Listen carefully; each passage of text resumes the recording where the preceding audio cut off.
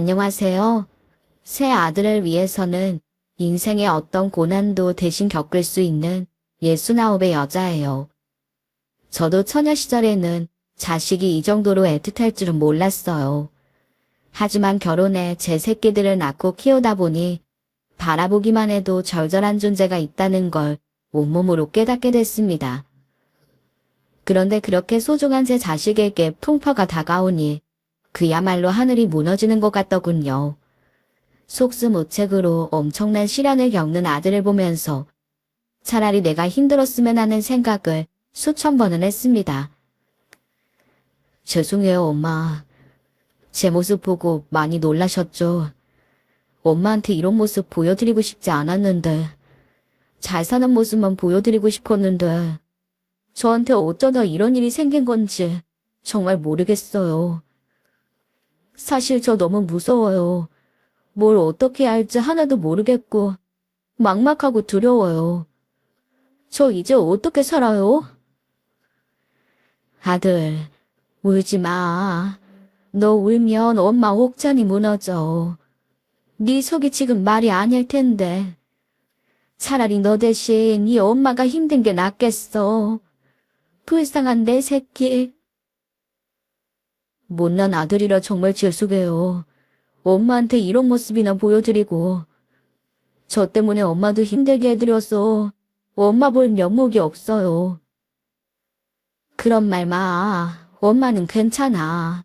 너한테는 예미가 있잖아.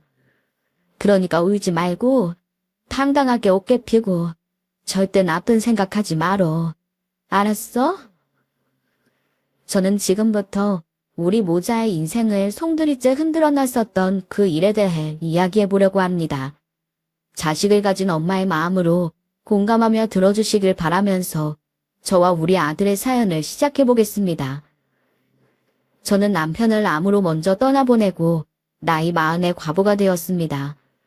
그 후 식당을 하며 아들 셋을 혼자 키워냈죠.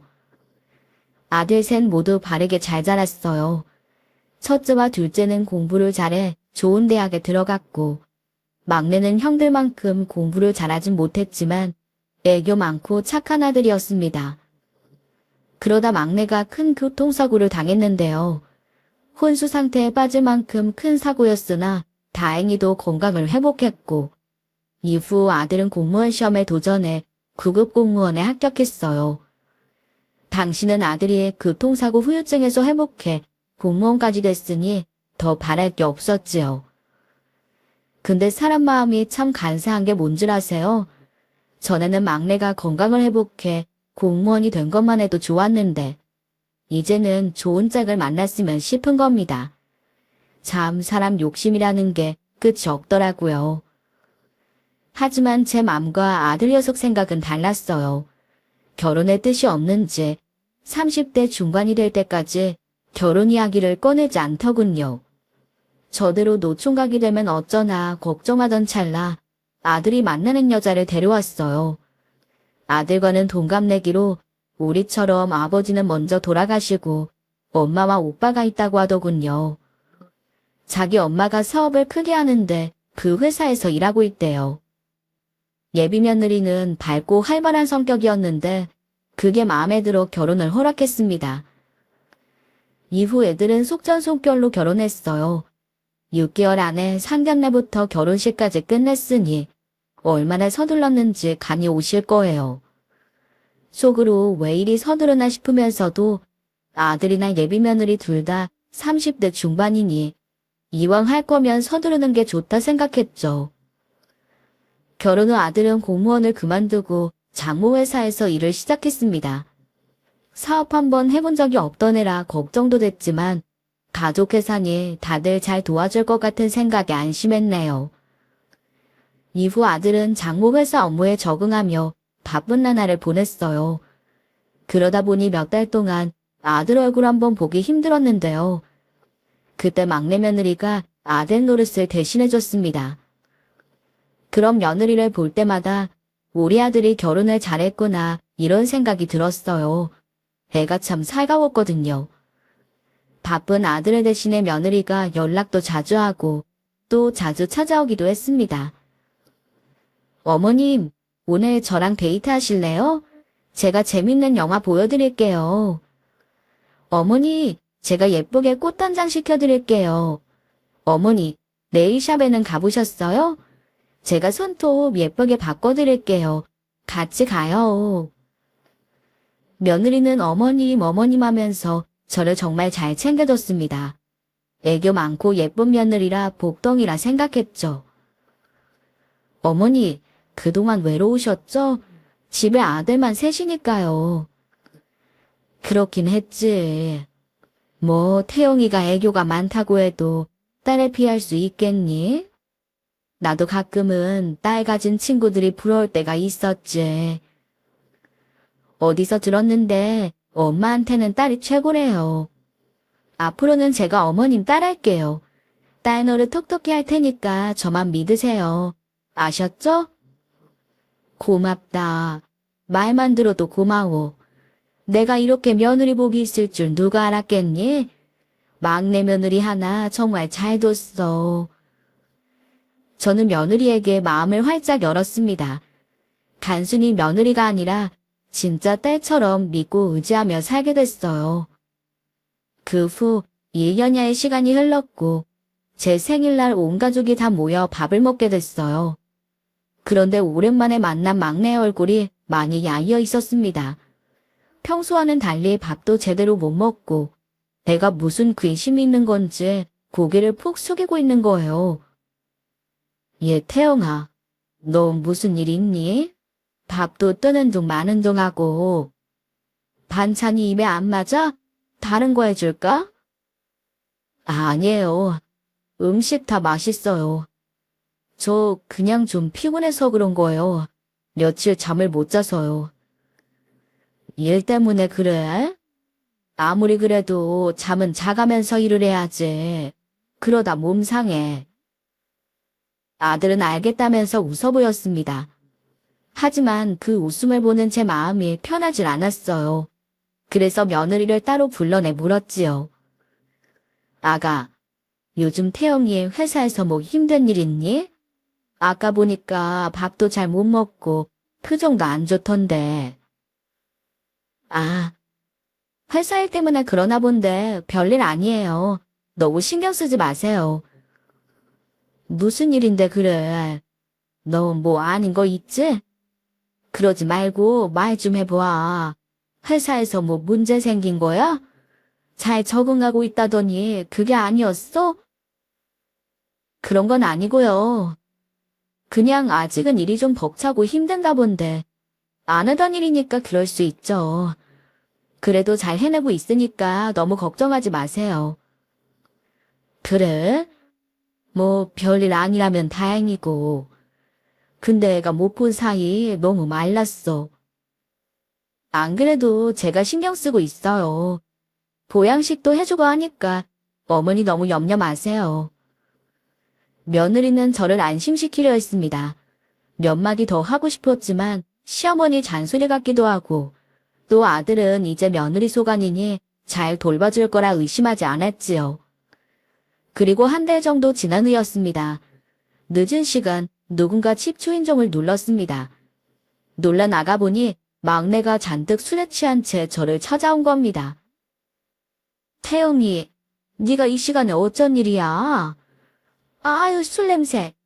얘가 어디서 이렇게 술을 마신 거야? 엄마, 저 좀 도와주세요. 저 이제 어떡해요? 너 왜 그래? 무슨 일 있었어? 너 집사람이랑 싸운 거야? 아니 뭐 회사 일 때문에 그래. 엄마 저 결혼하지 말 걸 그랬나 봐요. 결혼도 일도 전부 괜히 한 것 같아요. 내가 너무 서둘렀어요. 좀 더 알아보고 할 걸. 그냥 다 제 잘못이에요. 다 내 잘못이고 후회스럽고 그래서 도망가고 싶어요. 엄마, 나 너무 힘들어요. 아들은 저를 붙잡고 흐느껴 울었습니다. 모든 게 후회스럽다고 서럽게 울다 지쳤는지 잠이 들었고요. 그 모습을 보는데 어쩐지 예감이 좋지 않더군요. 그래서 곧장 며느리에게 전화 걸었어요. 남편이 만취했단 연락을 받고 며느리도 헐레벌떡 달려왔더군요. 만취할 때까지 마시지도 않는 사람인데 대체 얼마나 마신 거야? 어머니, 이 사람 왜 이래요? 대체 술을 얼마나 많이 마셨대요? 나도 모르겠다. 혹시 태영이한테 무슨 일이 있는 거 아니니? 그런 게 아니고서야 얘가 이렇게 마실 일이 없지 않니? 아니면 너희 둘 부부싸움이라도 한 거야? 네? 부부싸움은요 무슨? 태용 씨가 무슨 얘기해요? 잔뜩 술 취한 애가 무슨 얘기를 해. 그냥 정확히 말은 안 하고 다 후회스럽고 자기 잘못이라고 그러면서 우는데 뭐 일이 생긴 건 아닌가 해서. 사실은 요즘 태용 씨 때문에 저나 엄마나 걱정이 이만저만이 아니에요. 태용이가 왜 회사에서 뭐 크게 실수라도 했어? 뭘 잘못한 거야? 뭐 큰 잘못은 아니고요. 일하다가 좀 오해도 있고 꼬인 부분이 있어서요. 잘 넘어가길 바랬는데 본인이 너무 힘든가 봐요. 회사도 맨날 인상 쓰면서 다니고 요즘 저랑 말도 잘 안 해요. 그래도 혼자 잘 이겨냈으면 했는데 이렇게 어머님께 찾아올 줄은 몰랐어요. 이런 모습 봐서 어머니 속상하시죠?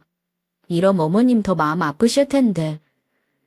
그냥 이 사람이 어머님께 응섭을 부리고 싶었나 봐요. 어머님이 그렇게 이해 좀 해주세요.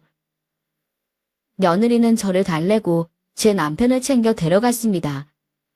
아들이 가고 난 뒤 많이 속이 상했어요.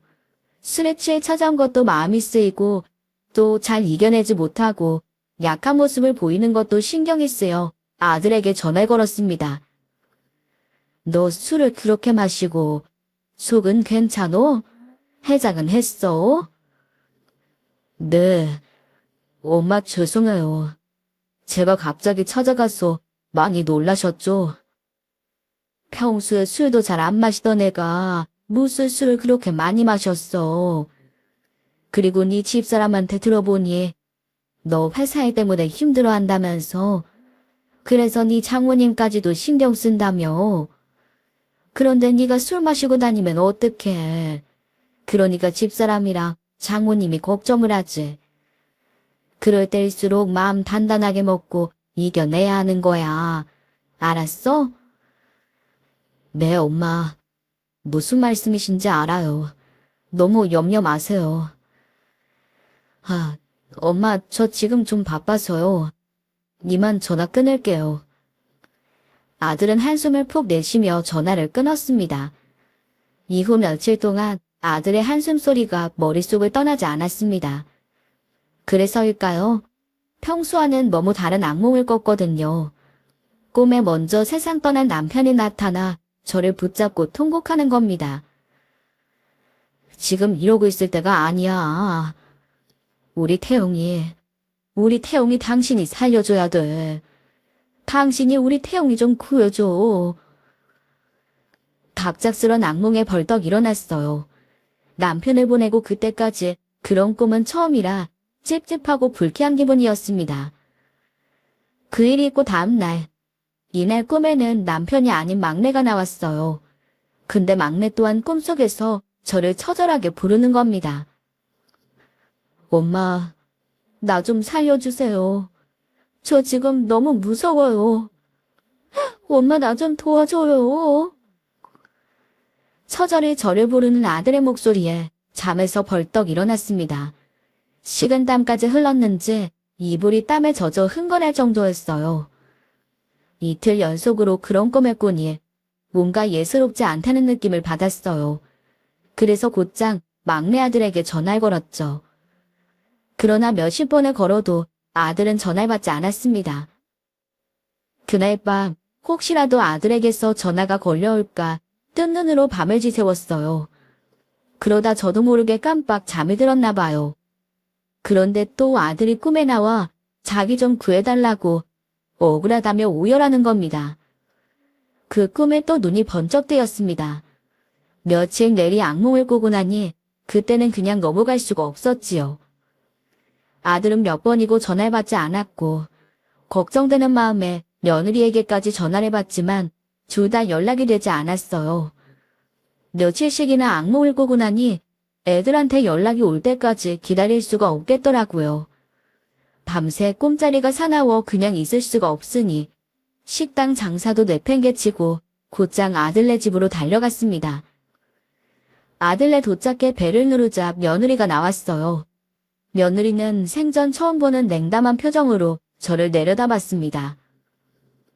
어머님이 여기는 어쩐 일이세요?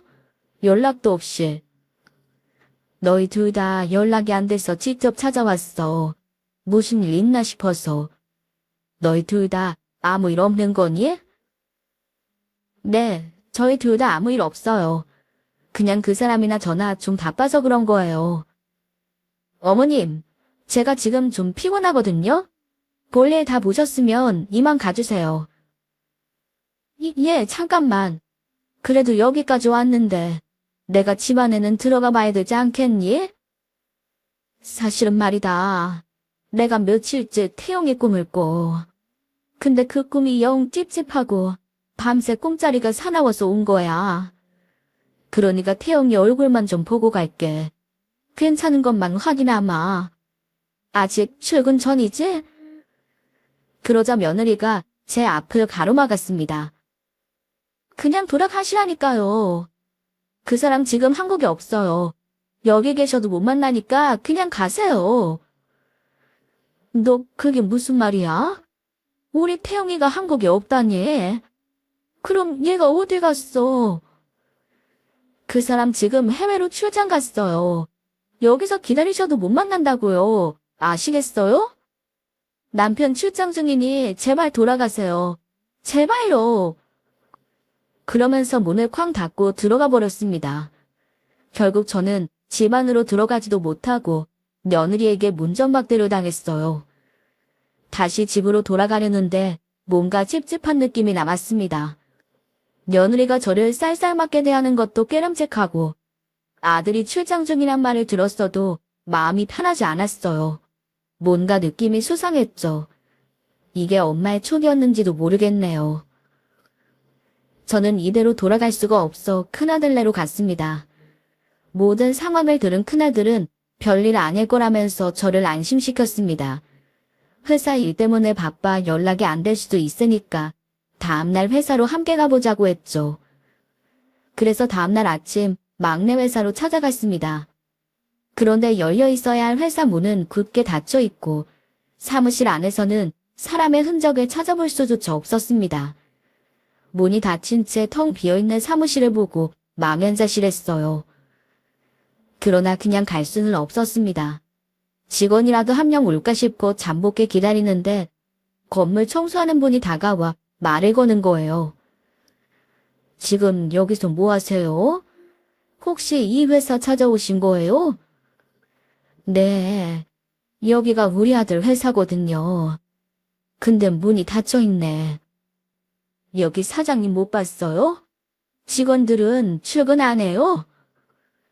아유, 그 회사에 직원이 어디 있어요? 맨날 그 사무실에 사장님만 혼자 출근하던데. 그리고 사장님, 며칠 전에 경찰에 잡혀갔잖아요. 아들이라면서 그것도 몰라요? 잡혀가다니요. 아주머니, 그게 지금 무슨 말이에요? 네 아들이 왜 잡혀가요? 자세히는 저도 모르는데, 뭐, 돈을 빼돌렸다나 뭐래나. 뭐 돈 세탁하고 횡령한 걸 딱 걸렸대요. 그래서 신고당해서 끌려갔다던데요. 이 회사가 처음부터 횡령하려고 만든 거였다고 소문 다 났어요. 표정 보니까 어머님도 모르셨나 보네. 언제요? 우리 아들 대체 언제 잡혀간 거예요? 그게 한 3, 4일쯤 됐나? 경찰들이 여기 사무실에 출동해가지고 한바탕 난리가 났었어요. 여기 사장님 인상 좋아 보여서 그런 분인 줄 몰랐는데 경찰에 잡혀가는 거 보고 제가 얼마나 놀랬는지.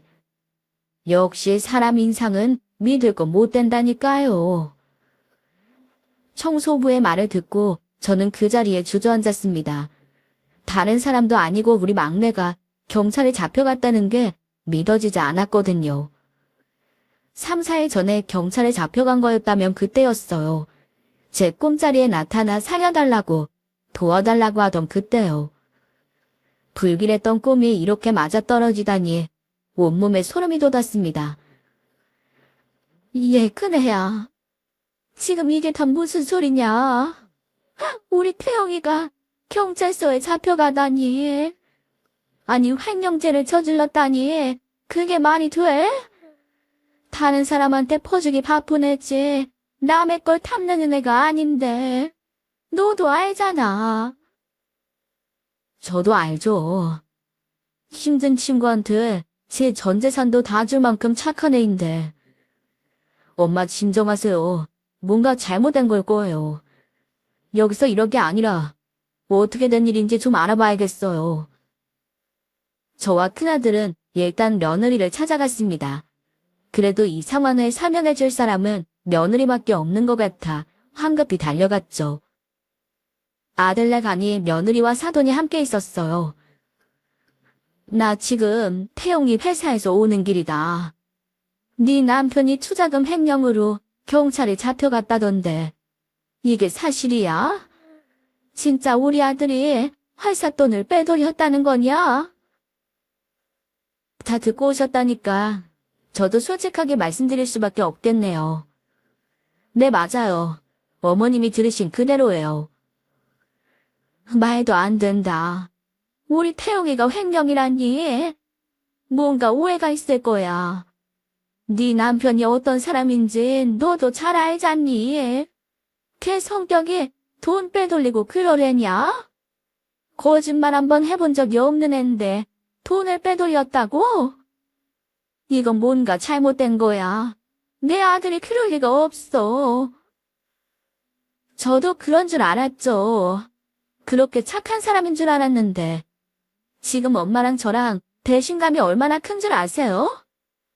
우리 엄만 태용 씨한테 회사 물려줄 생각까지 하셨는데 다른 사람도 아니고 제 남편이 이럴 줄은 정말 꿈에도 몰랐어요. 그때 옆에 있던 사돈이 한숨을 푹 내쉬며 절 바라봤습니다. 사부인, 아니라고 믿고 싶으시겠지만 다 진짜예요. 자식 겉낯이 속나는 거 아니라고 하잖아요. 그 속까지 어미가 어떻게 알겠습니까? 이 서방이 우리 몰래 돈을 챙기고 있던 게 사실이래요. 나 참 기가 막혀서. 우리 회사 투자자가 신고 안 했으면 어쩔 뻔했어요? 사위라고 얼마나 믿었는데 도둑을 키운 꼴이잖아요. 정말 사위가 그럴 줄은 몰랐습니다. 죄송합니다. 우리 태용이가 절대 그럴 애가 아닌데 왜 그런 짓을 했는지 믿어지질 않네요. 그래도 뭔가 오해가 있을 겁니다. 오해는 무슨 오해예요? 오해인데 경찰이 잡아갑니까? 말 같은 소리를 하셔야지. 암튼 이만 가주세요. 지금 사돈이랑은 말 한마디도 하고 싶지 않네요. 사돈, 제가 대신 사죄드릴게요. 며느라, 너한테도 면목이 없다. 넌 그동안 몰랐던 거야? 너한테도 비밀로 하고 우리 태영이가 그런 짓을 저질렀어? 그럼 뭐 저한테 말이라도 했는 줄 아세요? 저 솔직히 태영 씨 때문에 지금 너무 충격받아서 아무도 보고 싶지 않아요. 그러니까 이만 돌아가 주세요. 알았다, 알았어. 근데 왜 나한테 말을 안 했어? 출장 갔다고 할 게 아니라 경찰에 잡혀갔다고 말을 했었어야지. 있는 대로 말하면 이렇게 찾아와서 꼬치꼬치 캐물으실까봐 그랬죠. 충격받아 힘든 사람한테 와서 본인 아들은 그럴 일 없다고 편드는 것밖에 더 하시겠어요? 어머님 만나고 싶지도 않고 아무 말도 듣고 싶지 않아서 말씀 안 드렸던 거예요. 저 이제 태용 씨 얘긴 하고 싶지 않아요. 그래, 내가 사과하마. 그래도 우리 태용이 지금 어디 있는지 그것만 알려주면 안 되겠니? 응? 회사 근처 경찰서 유치장에 있을 거예요. 들으셨으면 이제 좀 가주실래요? 저는 앞으로 그 사람이랑 살지 말지 생각 정리가 필요해요. 그러니까 이 집에서 당장 나가주세요. 며느리의 서마에 더는 그 집에 있을 수도 없었습니다. 그래서 쫓겨나듯 그 집을 나왔어요. 그래도 그냥 갈 순 없었습니다. 아들 얼굴이라도 보려 큰아들에게 의지해 경찰서 유치장으로 갔지요. 그리고 드디어 아들을 만났습니다. 아들은 만취에 찾아온 날보다 더 수척해져 있었어요. 유치장에 갇혀있는 아들을 보는데 눈물부터 나오더군요. 모든 게 다 와르르 무너져 내리는 기분이었습니다. 태용아, 이게 다 무슨 일이야? 돈 세탁의 횡령이라니. 네가 한 짓 아니지? 뭔가 잘못된 거지? 그치? 엄마, 저 이제 어떡해요? 저 완전 당했어요. 너무 억울해요. 억울해서 미칠 것 같아요. 아들은 억울하단 말을 하며 펑펑 울었습니다. 알았어. 알았으니까 무슨 일인지 얘기 좀 해봐. 응? 그래. 우리도 네가 한 일이라고 생각 안 해. 무슨 일이 있었던 건지 우리한테 다 털어놔 봐. 저 그 사람들한테 당한 것 같아요. 아니, 아예 처음부터 저한테 이러려고 작정한 거예요. 제 집사람부터 장모님 다 한통속이었다고요. 한통속이라니. 알아듣게 얘기를 해봐. 네 집사람이랑 장모가 뭘 어쨌는데? 공무원 그만두고 회사로 오라고 했을 때부터. 아니, 처음 그 여자랑 만났을 때부터 저 데리고 사기칠 계획이었던 거예요. 저보고 맡으라고 한 회사는 지들 돈 세탁하려고 만든 이름뿐인 회사였어요. 직원도 한 명 없었고요. 그때부터 알아봤어야 했는데. 회사 들어가고 처음엔 장모님이 시키는 돈 관리만 했어요. 그러다 몇 개월 뒤에 이상한 걸 알았고 절 앞세워서 투자금 모아서 그 돈을 빼돌리고 있다는 걸 알았어요.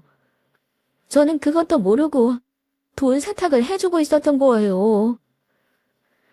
그럼 네 집사람이랑 장모가 널 총알바지 세웠단 거야? 지들 한몫 챙기려고? 네. 그걸 알고 저는 그만하겠다고 말했어요.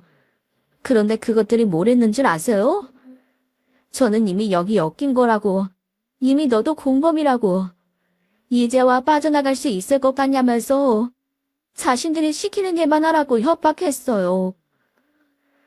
너한테 회사 물려줄 것처럼 데려가더니 이런 법이 어디 있어. 그리고 그걸 왜 참고만 있었어? 우리한테라도 말하지. 엄마, 저 협박에 미행까지 당했어요.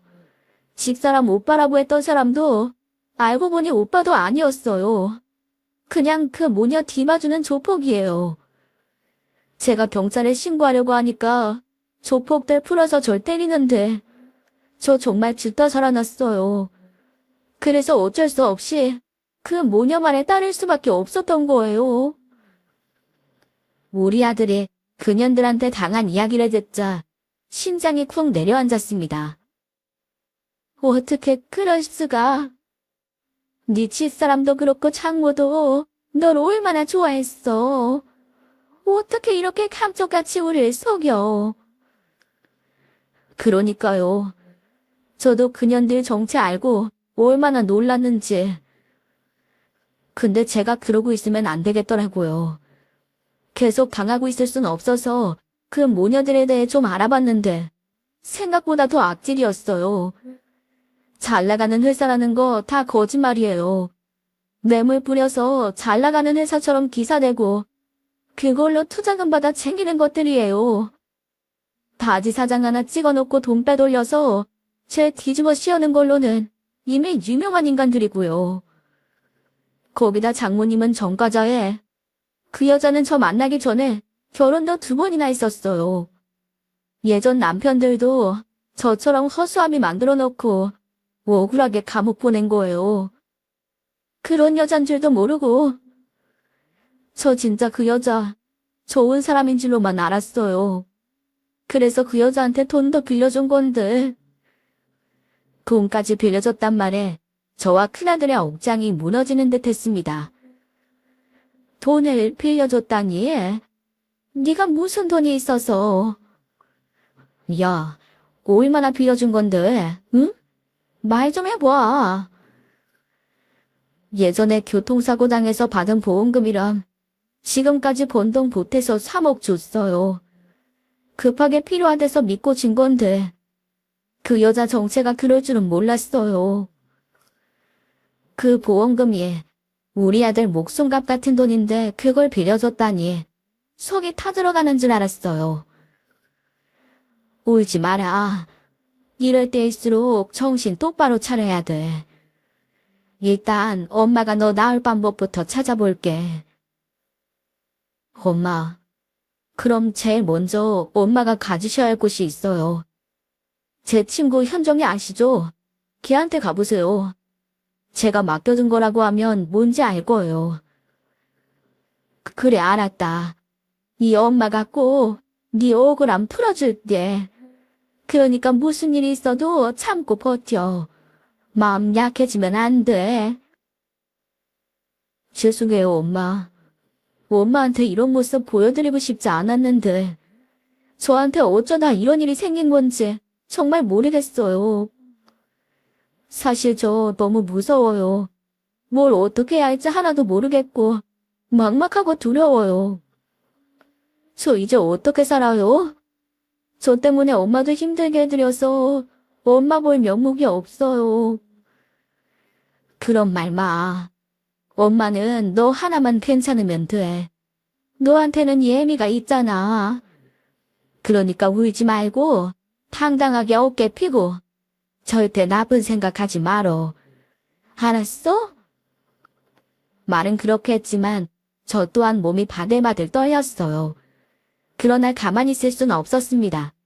당장 아들 친한 친구부터 만나 문제를 파헤쳐봐야 했네요. 저는 그 다음날 곧바로 막내의 가장 친한 친구를 만나러 갔습니다. 그 친구는 아들에게 받은 서류가 하나 있다며 그 서류를 제게 건네주며 아들에 대해 묻더군요. 어머니, 근데 무슨 일이에요? 태용이는 전화도 안 받던데 무슨 일 생긴 거예요? 아들놈 친구의 물음에 그간의 사정을 들려줬습니다. 그 애도 놀랐는지 말을 잇지 못하더군요. 와, 어떻게 그런 짓을... 어머니, 어쩐지 저 그 여자 예전부터 찝찝했어요. 태용이 만나자마자 결혼 밀어붙이는 것부터가 얼마나 수상했는지 몰라요. 제가 더 말렸어야 했는데 죄송해요. 아니다. 우리 다 몰랐는데 뭐. 그년이 좋은 여자인 척 연기하는 바람에 우리 다 속은 거지. 어쩐지 그 봉투 주던 날 술 마시면서 태용이가 펑펑 울더라고요. 뭔 일인지 물어봐도 말도 안 하고 그냥 결혼 전에 네 말 들을 걸 그랬다고 그 말만 해서 저는 부부싸움한 줄 알았죠. 이런 일이 있는 줄은 몰랐어요. 그 말을 듣고 아들이 만취해 저를 찾아왔던 일이 생각났습니다. 괴로움에 엄마를 찾아왔던 건데 그것도 모르고 참고 이겨내란 말만 했던 지난날의 제가 너무나도 밉고 원망스러웠네요. 저는 집에 돌아와 아들이 건넸다던 서류를 확인했습니다. 그 안에는 아들이 어찌 모은 건지 그년들이 우리 아들을 협박한 증거가 고스란히 녹음되어 있었어요. 더 이상은 못 참습니다. 당신들이 일부러 나한테 접근해서 바지 사장으로 세운 거, 그리고 나 앞세워서 돈 세탁한 것까지 내가 경찰에 다 알릴 거예요. 여보, 내가 말했지? 당신 이러는 거 하나도 좋을 거 없다고. 경찰에 신고해봐야 어차피 감옥 가는 건 당신 하나라니까. 일 시끄럽게 만들지 말고 그냥 지금처럼 시키는 일이나 하면서 살아. 자꾸 까불면 나도 더는 못 봐줘. 못 봐주면 어쩔 건데. 또 사람들 시켜서 나 때리게? 이번엔 당신에서 안 끝나지. 당신 어머니, 형들까지 우리가 가만둘 것 같아? 당신 때문에 가족들 눈에서 피눈물 나는 거 보고 싶지 않으면 얌전히 있어. 기준, 가족들까지 놓고 협박하는 거야? 당신 어떻게 이렇게 악질이야? 나한테 미안하지도 않아? 장모님도 마찬가지예요. 이서방 하면서 눈속임하고 사람 하나 집 만드니까 좋으세요. 이서방, 장모한테 말버릇이 그게 뭔가? 자꾸 화를 내니 하는 말인데, 막말로 누가 우리한테 사기 당하랬어? 멍청한 자네가 우리한테 속은 거 아닌가? 사장 시켜준다니까 좋다고 온 게 누군데 우리한테 큰 소리야? 말단 공무원이 우리 덕에 사장까지 해봤으면 고맙습니다 할 일이지. 어디서 말이 많아?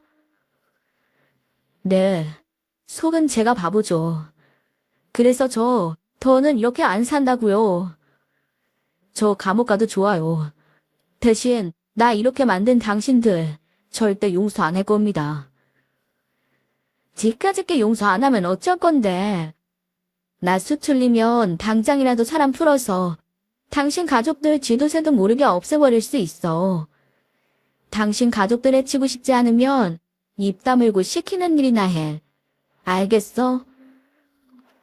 녹음된 대화를 확인하는데 제 손이 덜덜 떨렸습니다. 어떻게 해서든 그것들에게 꼭 복수해줘야 했어요. 그년들을 향한 복수에 큰애와 둘째 내외도 힘을 보탰는데요. 특히 둘째 아들 친구가 변호사라 우리 아들 사건을 맡아주기로 했습니다. 사건 정황과 모든 증거를 확인한 아들의 친구는 그동안 모은 증거 덕분에 충분히 승산이 있다고 했습니다. 아들도 횡령을 도왔던 적이 있지만 범죄가담 정도가 다르고 무엇보다 사건의 피해자라는 점이 확실하니 해볼 만한 싸움이라고요. 또 남도 아니고 이런 일은 도와야 한다면서 발벗고 나서줬네요. 든든한 둘째 아들 친구 덕에 그래도 한시름 놓을 수 있었지요. 변호사가 선임되고 그 사기꾼들을 곧장 고소했습니다. 특히 며느리는 이혼한 전적을 숨겼으니 혼인 취소부터 손해배상까지 청구했죠. 그랬더니 소장받기가 무섭게 제게 전화를 해오는 겁니다. 연락 한 번 없던 며느리가 전화를 수십 통 해오는데 솔직히 우습더군요. 제가 전화를 무시했더니 이내 모녀가 날 찾아왔습니다. 어머니, 지금 저희 모녀한테 소송 거신 거예요? 가족끼리 소송이 웬 말이에요. 태용 씨 문제만 신경 쓰셔야지. 저한테 이러시면 좋을 거 없다는 거 정말 모르시겠어요. 그래요, 사부인. 우리끼리 이래봐야 좋을 게 뭐가 있겠습니까? 얼른 고소부터 취하해주세요. 나도 이서방이랑 살던 정이 있어서 우리 사이만 생각하면 마음이 아파요. 우리 서로 이렇게 감정 소모하지 맙시다. 그래서 우리 아들한테 절 뒤집어 씌워서 옥살이를 하게 만들어요? 마음이 아프셔서 우리 아들 횡령죄로 교도소 가게 만들었어요. 그게 장모라는 사람이 할 짓입니까? 그러니까 저희 말 좀 들어보세요. 처음에는 이 서방도 다 동의한 거였어요. 저희끼리 다 이입 맞추고 시작한 일이라고요. 일이 터지고 난 지금에야 이 서방이 후회되나 본데 몇 년만 잘 견디고 나오면 사부인 아드님과 저희 식구들 모두 떵떵거리며 살 수 있습니다. 그러니까 지금 생각 잘 하셔야 돼요. 괜히 지금 억울하다고 해봤자 좋을 게 없다는 말입니다. 이 서방 나오면 섭섭지 않게 챙겨줄 생각입니다. 이미 이야기 다 끝난 일이고요. 앞으로의 모든 건 다 사부인 선택에 달렸어요. 앞으로 아들 출소해서 먹고 살 생각을 하셔야죠. 괜히 지금 긁어부스럼 만들어서 거지로 사느냐? 아니면 형량 잘 채우고 출소해서 한몫 챙기느냐? 사부인도 잘 생각해 보세요. 그것들은 제 고소 소식을 듣고 회유 아닌 회유를 하기 시작했습니다. 제가 이 사건의 진실을 알고 있다는 걸 전혀 모르고 하는 이야기였을 겁니다. 그러나 거기서 밀리면 엄마가 아니지요. 그것들이 꾀를 내어 제 머릿속을 어지럽히려 하는 순간 저도 꾀가 났습니다. 그것들 콩밥 먹이고 내 아들이 빌려줬다던 돈도 받을 방법이 떠오른 거예요.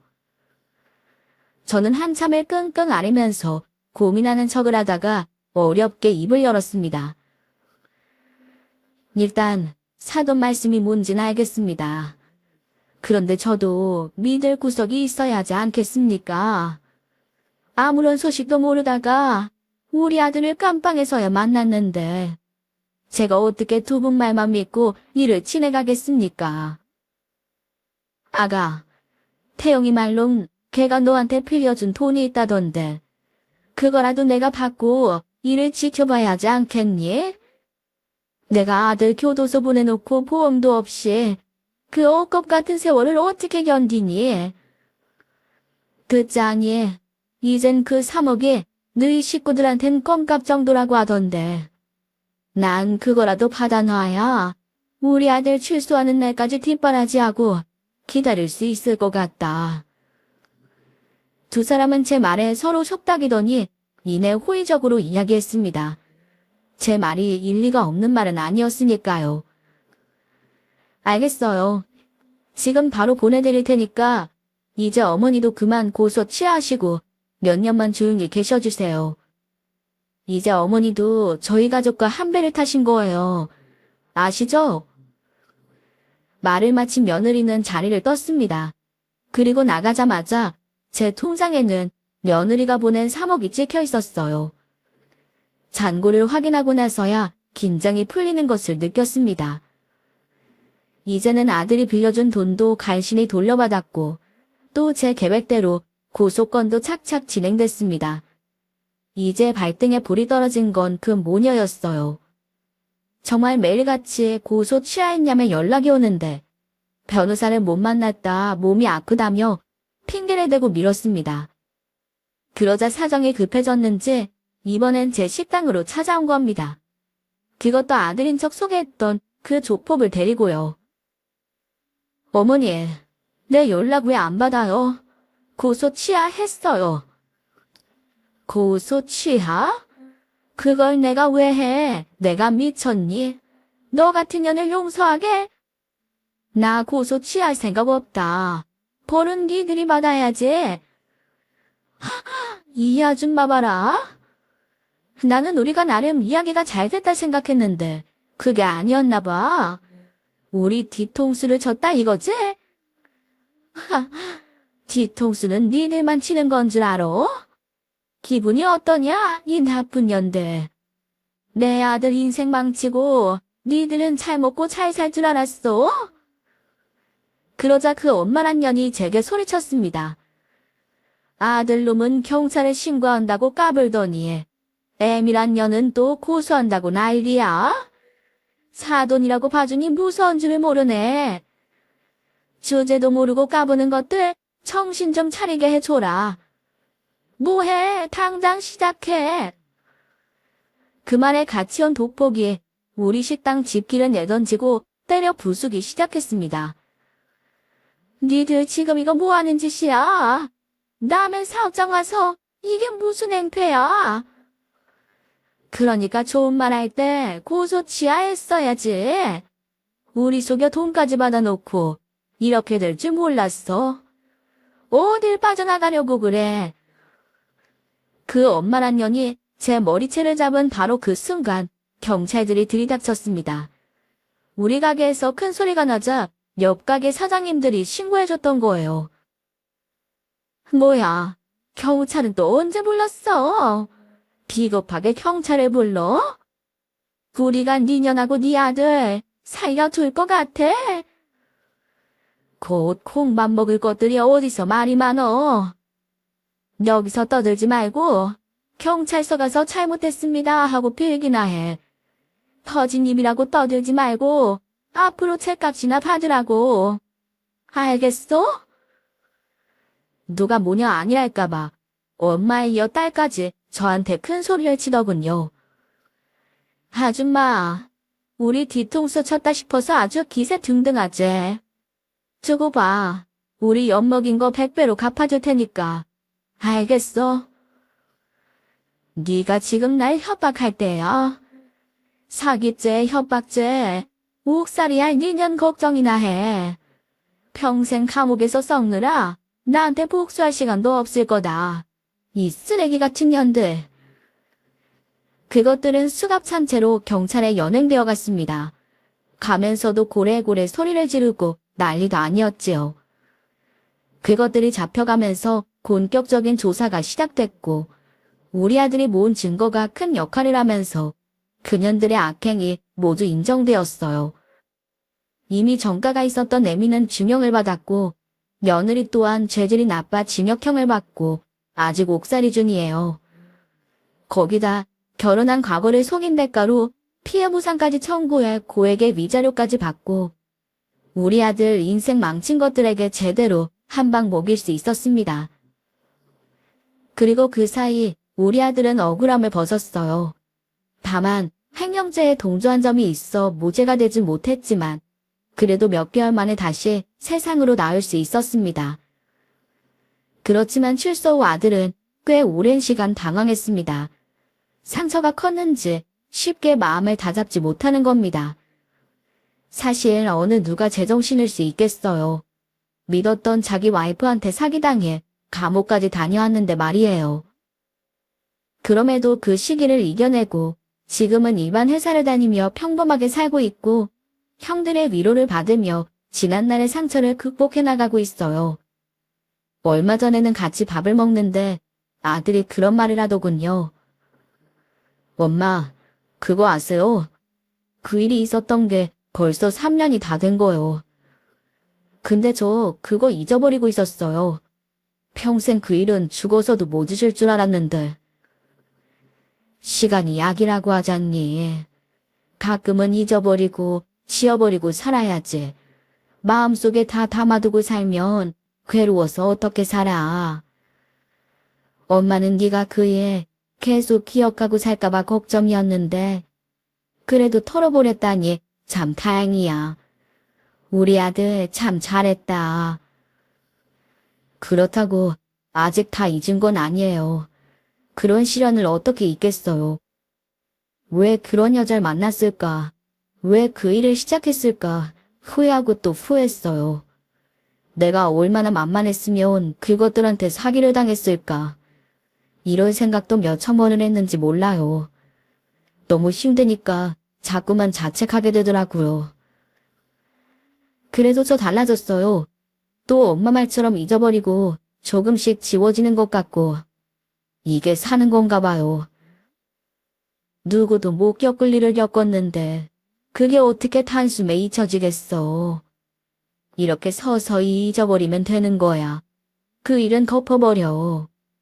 다른 걸 생각하지 말고 너만 행복하게 살면 되는 거야. 엄마는 그거 말고 더 바라는 거 없어. 엄마, 진짜 감사해요. 저는 우리 가족 없었으면 이렇게 극복 못했을 거예요.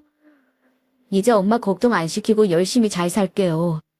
엄마 속상하게 한 만큼 막내가 오래오래 효도할게요.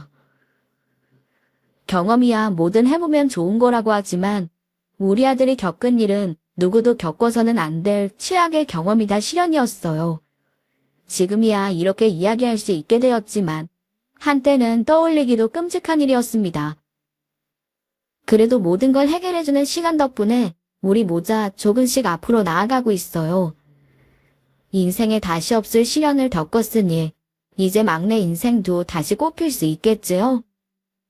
우리 아들의 인생 더 굴곡 없이 편안하게 살 수 있도록 응원해 주시길 바라면서 제 사연을 마칠까 합니다. 저 또한 여러분들의 인생을 응원할게요. 끝까지 사연 들어주셔서 감사드리고 모두의 인생이 행복하기를 소망합니다.